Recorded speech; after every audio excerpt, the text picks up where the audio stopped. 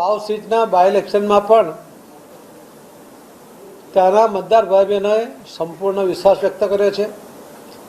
મોદી સાહેબનું નેતૃત્વ, શ્રી અમિતભાઈ શાહ સાહેબનું માર્ગદર્શન અને મહારાષ્ટ્રના સૌ આગેવાનો અને કાર્યકર્તાઓએ મહારાષ્ટ્રના મતદારોમાં જે વિશ્વાસ સંપાદન કર્યો એનું પરિણામ મહારાષ્ટ્રમાં મળ્યું અને ગુજરાતમાં પણ ગુજરાતના મુખ્યમંત્રી શ્રી ભૂપેન્દ્રભાઈ પટેલ એમની આગેવાનીમાં થયેલા વિકાસના કામો અને ત્યાંના આગેવાનો અને કાર્યકર્તાઓ કરેલી જહેમત એનું પરિણામ ગુજરાતમાં પણ મળ્યું. ગુજરાતમાં કોંગ્રેસે ભારતીય જનતા પાર્ટીમાંથી એક વ્યક્તિને ત્રિપક્ષીય જંગ માટે ઊભો રાખ્યો, પરંતુ એમના કારનામાં એમાં એ ફાવી શક્યા નહીં.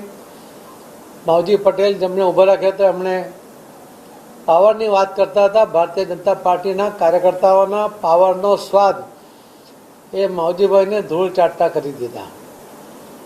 કોંગ્રેસના લોકસભામાં જીતેલા ઉમેદવાર લોકસભાના ઇલેક્શનમાં પણ સિટિંગ એમએલએ હોવા છતાં ત્યાંના મતદારોએ એમને નકાર્યા હતા, એમને માઇનસમાં રાખ્યા હતા. ત્યારે જ એમણે વાવના આ એમએલએ એમના કાર્યશૈલીથી નારાજ થઈને એમના વિરોધમાં મતદાન કર્યું હતું. આ વખતે પણ વાવના મતદારોએ મોદી સાહેબના નેતૃત્વમાં વિશ્વાસ કરીને વિકાસને મહત્ત્વ આપીને એમના વિસ્તારનો વિકાસ થાય એના માટે મોદી સાહેબના નેતૃત્વમાં અનેક યોજનાઓનો લાભ પણ એમના ઘર સુધી પહોંચે એના માટે એમની આવનારી પેઢીનું ભવિષ્ય પણ બ્રાઇટ થાય એના માટે એમણે ભારતીય જનતા પાર્ટીના ઉમેદવારને મતદાન કરીને જે જીતાડ્યા છે એના માટે હું વાવના સૌ મતદાર ભાઈ બહેનોનો ખૂબ ખૂબ આભાર માનું છું. કાર્યકર્તાઓ અને આગેવાનોએ જે જહેમત કરી એ સૌને ખૂબ ખૂબ અભિનંદન આપું છું. અને મહારાષ્ટ્રમાં પણ અકલ્પનીય જીત મેળવી કોંગ્રેસ, એનસીપી અને શિવસેના આ ત્રણેયની સામે અસ્તિત્વનો સવાલ આવીને ઊભો છે. કદાચ એમના વાવટા એ વાળવા પડે એવી સ્થિતિ છે. એ વાવટા એમના સમેટાઈ ગયા છે અને એ રીતે એમનું અસ્તિત્વ સામે આવીને ઊભું છે. ત્યારે એમણે આમાંથી પાઠ લેવો જોઈએ કે લોકોને વિકાસમાં રસ છે.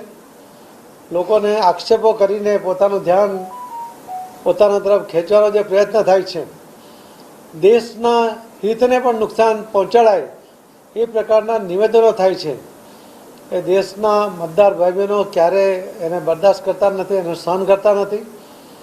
અને એ બધાનું પરિણામ એ આજે મહારાષ્ટ્રમાં પણ જોવા મળ્યું છે. મહારાષ્ટ્રના મતદાર ભાઈ બહેનોને પણ એમણે લીધેલા નિર્ણય માટે એમના આભાર માનું છું. અને ત્યાંના કાર્યકર્તાઓ અને આગેવાનોએ મોદી સાહેબના નેતૃત્વમાં અમિતભાઈ શાહ સાહેબના ગાઈડન્સમાં જે રીતે કામ કર્યું એના કારણે ઇલેક્શન પહેલાંનો જે નેગેટિવ માહોલ હતો એના બદલે આટલો પોઝિટિવ માહોલ બનાવી શક્યા. એના માટે સૌને ખૂબ ખૂબ અભિનંદન આપું છું. અને વિશ્વાસ છે કે મોદી સાહેબના નેતૃત્વમાં દેશ જે રીતે પ્રગતિ કરી રહ્યો છે એના સારા ફળ એ મહારાષ્ટ્રને પણ મળશે જ એવો મને વિશ્વાસ છે. ધન્યવાદ. સાહેબ, બટેંગે અને કટેંગે એક હે તો શેપ છે, તો આ જે સ્લોગન છે આ વખતે ચૂંટણીમાં કેટલું કામ રહ્યું છે? બટેંગે તો કટેંગે અને એક છે તો સેફ છે. આ બંને વાક્યનો અર્થ બહુ સ્વાભાવિક છે. કોઈ પણ સામાન્ય માણસ સમજી શકે છે કે જો ભાગલા પડે તો તમારી શક્તિ ઓછી થાય છે. ને એટલા જ માટે મોદી સાહેબે કહ્યું હતું કે એક છો તો સેફ છો. અને એ વાત સૌના ગળે ઉતરી છે. આ વખતે ન કોઈ બટા ઉસકે લીએ ન કોઈ કટા એ વાત પણ સાબિત થઈ છે. અને જે વાતનો વિરોધ કરતા હતા કેમ કે એ વાત દેશની એકતાની હતી, એ વાત વિકાસ માટેની હતી કે જો બટેંગે તો વિકાસમાંથી પણ તમે કપાઈ જશો, એ મુદ્દો એમાં હતો. અને એ સ્વાભાવિકપણે લોકોએ આ બંને મુદ્દાને સ્વીકાર્યા અને એના કારણે એમણે મોદી સાહેબના નેતૃત્વમાં ફરી ખૂબ મોટું મતદાન કરીને જીત અપાવી છે. ધન્યવાદ.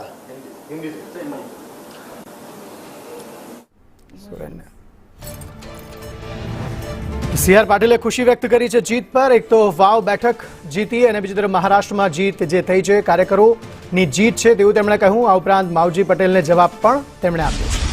ये जबरदस्त जीत हासिल की है और इस जीत में माननीय मोदी साहब का नेतृत्व, उनकी विचारधारा, उनका विकास के काम और श्री अमित भाई शाह साहब का गाइडेंस, वहाँ के कार्यकर्ताओं ने मतदाताओं के साथ का संपर्क और वहाँ के नेताओं ने जो प्रवास किए, उसका परिणाम महाराष्ट्र में भारतीय जनता पार्टी की जबरदस्त लीड के साथ वो आगे बढ़ी है. महाराष्ट्र